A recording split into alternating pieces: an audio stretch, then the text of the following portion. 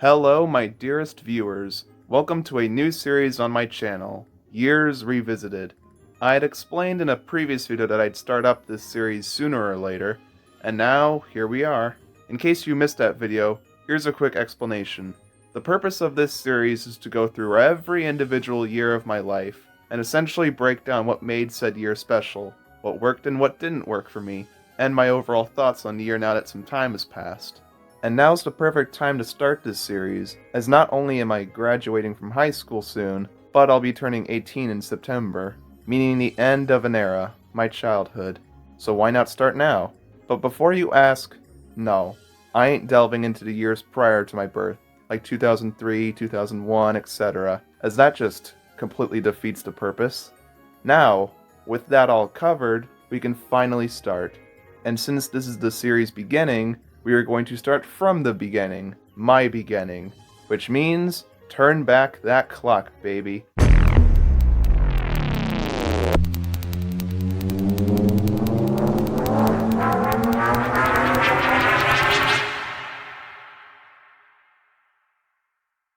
"2004, the year I was born. I came into this world on the exact date of September 17th that year.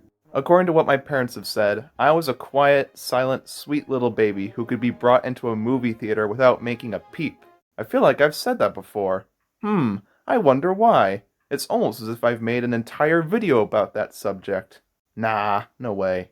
Besides that, there's nothing much I can say about this year in terms of memories. Obviously, there's only so much a baby can do, let alone remember. And since this year offers me so little to share, I'll instead run down lots of what the rest of the world experienced. The RMS Queen Mary II, the ship that the MS Poseidon is based off of, was christened by Queen Elizabeth II and set off on its maiden voyage in January, along with the Spirit and Opportunity rovers landing on Mars the same month. And as expected, we lost some great people this year, including Rodney Dangerfield, Christopher Reeve, 40th US President Ronald Reagan, and Ray Charles. You know, the blind music man from the Blues Brothers? The man from the "I'm gonna pretend I didn't see that" meme? Yeah. Rest in peace, those who'd left us. Gone but not forgotten. Speaking of losses, the tragic Indian Ocean earthquake occurred and was the largest magnitude earthquake felt in 40 years. Facebook was kinda founded. In March, Martha Stewart was released from prison after 5 months. There was everything with Iraq, the EU had its greatest expansion yet, Taiwan's Taipei 101 was completed and was the tallest building in the world at the time. Wink wink. Jared and Tony Six created an official Tourette's Guy website for their series, and George W. Bush got re-elected as president, defeating Democratic Senator John Kerry. I'm not gonna really cover a lot of sports stuff in this series, as that's a huge can of worms I'm not experienced with, but I'll give a couple highlights. The Summer Olympics were held in Athens, Greece, and the Boston Red Sox won the World Series for the first time since 1918, overcoming the 86 years of the Curse of Bambino. 2004 is also known for its large handful of shows and video games, almost none of which I have any familiarity with, but I'm happy to give them a little mention, though I am partially familiar with Todd World because of a few episodes that were bonus features on various Thomas DVDs. Oh yeah, and let's not forget Pepper twatting pig. And many songs were released too, including Boulevard of Broken Dreams. Movies, of course, are where I have the strongest connections or knowledge. Here are some of the standouts, for better or for worse reasons. I, Robot, National Treasure. Yes, Nicolas Cage is a national treasure. Alien vs. Predator, Catwoman, The Day After Tomorrow, Christmas with the Crankies, Passion of the Christ, 50 First Dates, Godzilla Final Wars,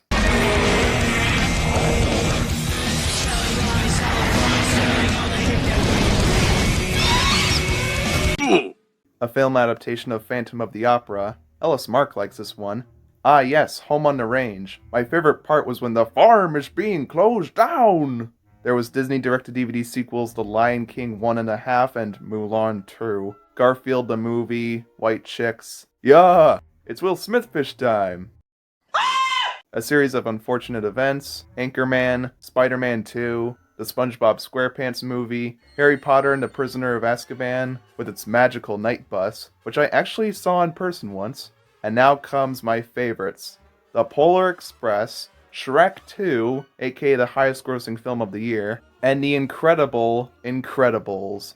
I gotta say, for the first year we're covering, 2004's selection of movies are definitely interesting. And as we all know, 2004 saw the release of Season 8 of Thomas and Friends, the true beginning of the hit era, meaning I was born the same year as the era I grew up with. Wow, explains a lot actually. And around this time was when Ertl stopped producing Thomas merch, unfortunately. Rest in peace. And as for things waiting to happen, Cars 1 was originally going to take place in 2004, with its original release being in 2005, but as we all know, that didn't happen. Plus, this is the only year I'll be covering in this series where YouTube doesn't exist. And that is 2004, my friends. Not the greatest year ever or anything, but a very nice one to kick things off with. And an important one too. I mean, without it, I wouldn't be here talking to you, now would I?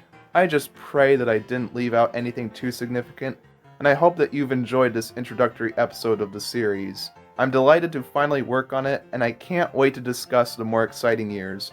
Who knows, 2005 just might end up being even better.